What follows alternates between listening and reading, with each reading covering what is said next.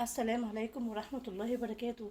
أنا رشا الأكلات السريعة. لو أول مرة بتشوفيني انزلي فعلي زر الجرس واشتركي في القناة فضلا وليس أمرا. النهاردة معايا جبنة قريش زي ما انتوا شايفين كده. تعالي النهاردة أقولك فكرة حلوة أوي هنعملها في الجبنة.